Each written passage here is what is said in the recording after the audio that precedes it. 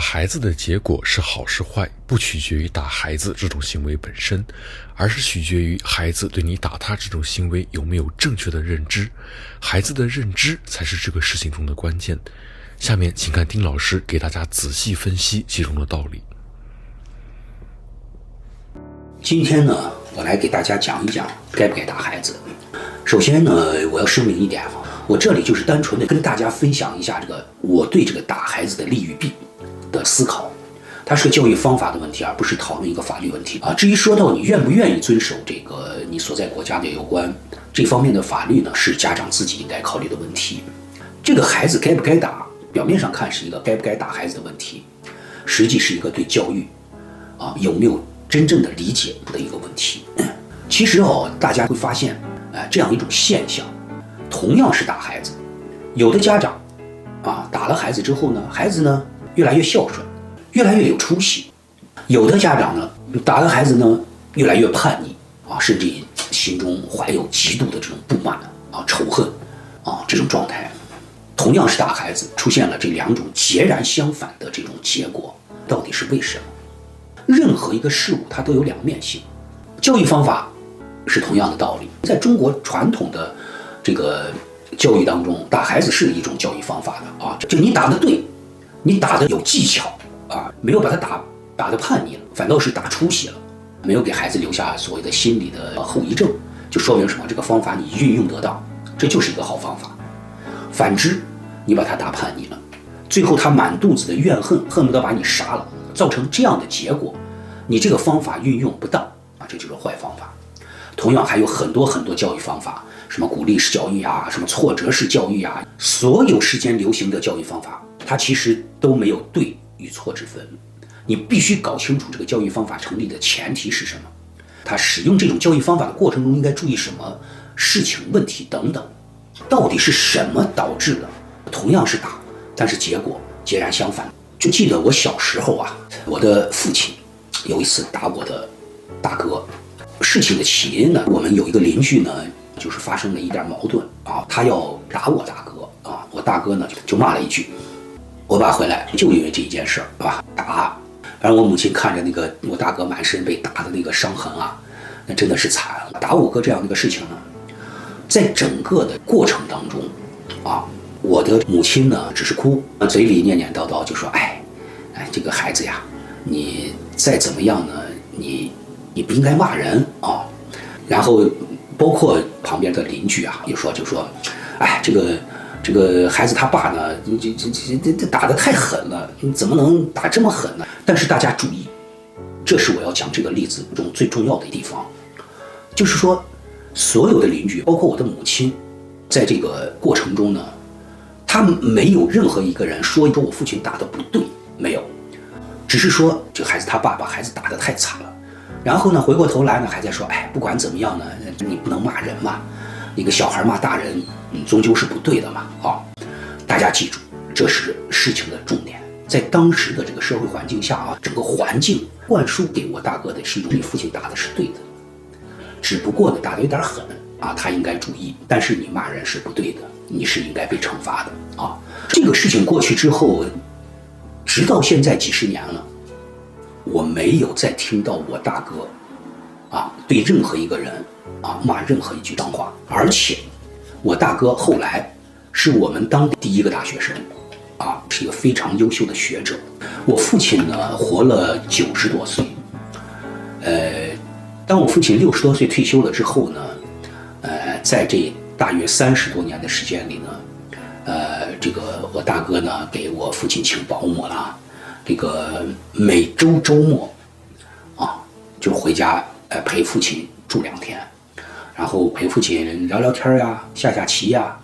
带父亲出去吃饭旅游就这些事儿。我这个大哥是一个极其孝顺的、极其善良的一个孩子。教育他不可能单一的某种方式就能把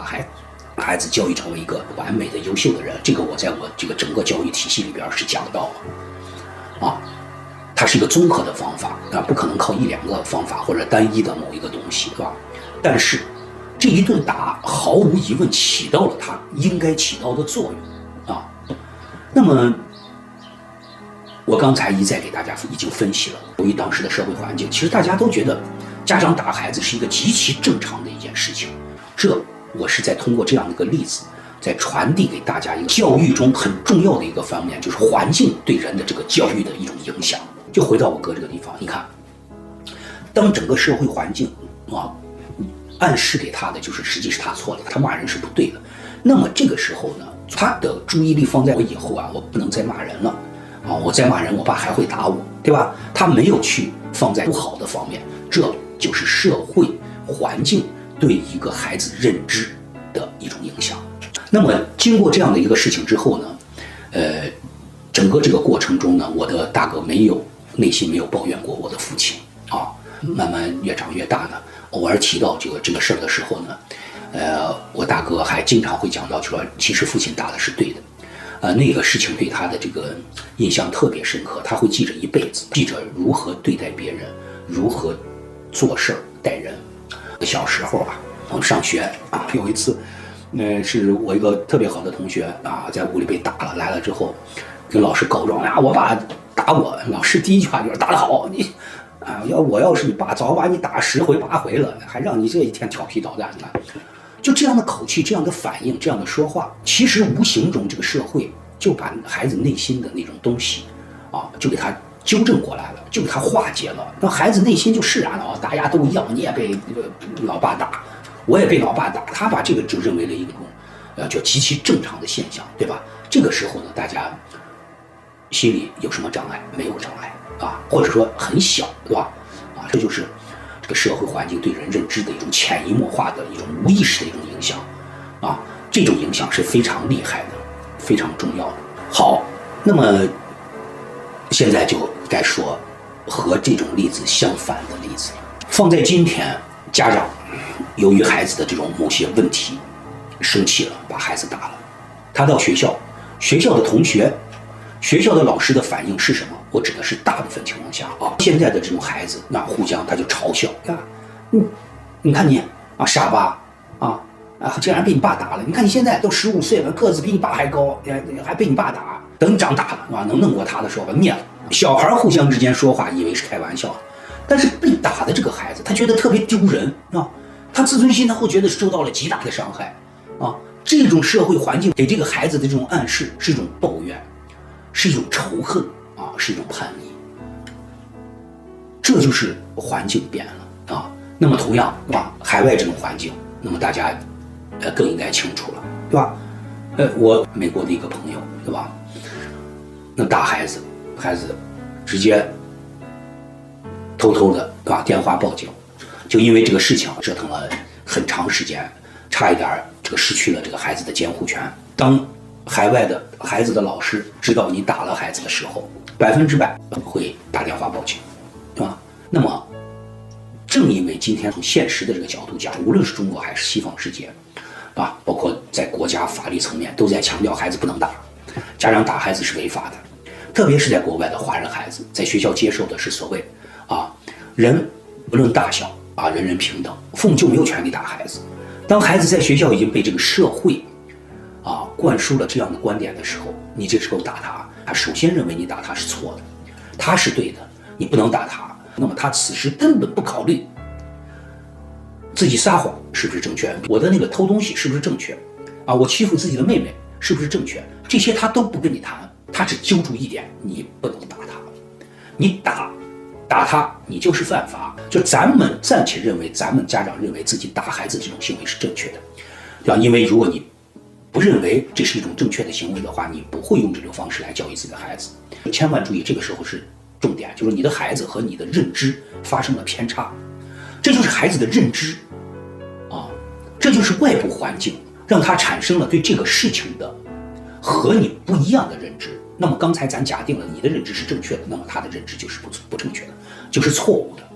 当然在我这里呢，我不去探讨这个西方的这个法律以及中国今天这个保护未成年人这个法律是对还是错，这是一个比较复杂的问题。但是学校乃至社会已经给这个环境下的孩子脑子里边灌输了家长打孩子是不对的，是违法的这样的一个观点，这样的一个认知。孩子一旦接受了这个认知，千万记住，我这儿讲的是这句话是孩子一旦接受了这个认知，在这种情况下，你想通过打孩子来改变他的缺点，几乎是不可能的。我上边讲了那么多，都是为了引出下边的重点啊。下边的重点是什么？就是说，任何一个正确的认知的产生，或者两个方面的教育导致的，一个是外部环境的文化氛围对孩子的认知所起到的作用。外部环境当然包括学校，包括社会啊。另外一个更重要的就是家庭教育对孩子的认知所起到的作用，来想办法弥补这个社会环境对他教育所产生的负面的作用。这就是说，我们要在家庭教育中给孩子灌输一种与外部世界提倡的不一样的，而我们认为是正确的认知。这种认知，当然了，不仅仅是打他的这个事情上的认知了。你比如说，我们大部分华人都不认可的啊，在西方社会的这种同性恋啊、同性婚姻、吸毒合法化等这种在西方大部分国家所认可的，甚至于法律都认可了的一种认知，这些都是我们家庭教育要与孩子所处的这个外部环境进行抗争对抗的方面。在我们的这个家庭教育中，我们要让孩子在这些问题上要引导他跟我们的认知保持一致，当然包括打孩子的这种认知，在西方社会也是法律所禁止的。但我们大部分华人的认知中认为，这个小孩犯错误了，我就该打，对吧？我们认为这是一种正确的认知，这就是我们家庭教育中要做到的啊，要解决的问题。而打孩子去给他建立正确的认知和是非观，改他的错误，只是方法中的一种啊。这个客观上讲，打孩子是一个比较极端的一种方式，这种方式其实客观上是非常有效的，如果运用得当，非常有效；运用不当，那么它的摧毁力对孩子的这种心灵的这种伤害也是非常巨大的。有一正确的认知，孩子对你的教育啊不会逆反，也不会产生刚才说的那些比较糟糕的影响。同样，由于如果孩子没有正确的认知，你打了他之后，他的心里确实会扭曲，他会抱怨，他一生给他的心里都会留下一种阴影。这就是很多人都长到50、60、40、50岁了，还在纠结他父母啊，当时打他，他是多么的恨，他恨不得怎么样怎么样。这个原因是两方面的，一个是当时的社会环境没有给他啊思想中灌输父母打他实际是正确的，是无所谓的，这是第一点。第二点呢，确确实实这和有些人的这个父母的教育，就是我现在正在强调的最重要的一个环节，就是家庭教育啊，你给没给孩子灌输正确的认知，最后导致孩子外部世界没有灌输好的东西，内部世界也没有灌输好的东西，最后导致这两个错误的教育叠加起来，就是这个孩子这一生产生不好的心理状态啊，心理上产生很大的阴影。就这么个原因，就是说，就是在中国古代啊，甚至也就几十年之前，那是因为过去的社会环境给咱们家长分担了教育的责任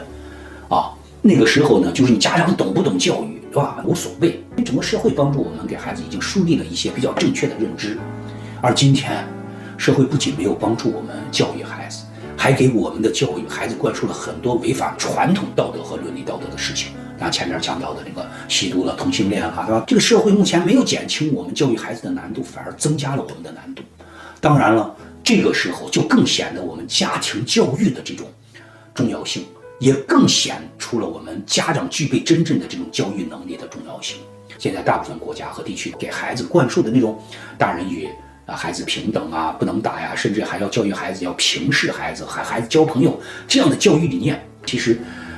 不完全错，也不完全对。所谓的亲子教育，你亲子教育没教好，你把孩子最后惯成了一个什么样？惯成了个熊孩子，是吧？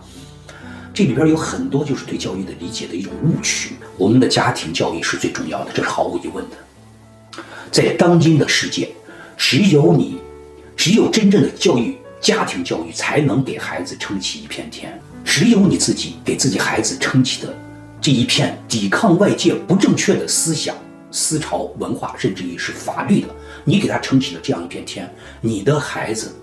才能够在这种情况下才能够真正的健康的成长。这个家庭教育多重要啊！请点赞、订阅、转发，这样你就不会错过丁老师新的视频。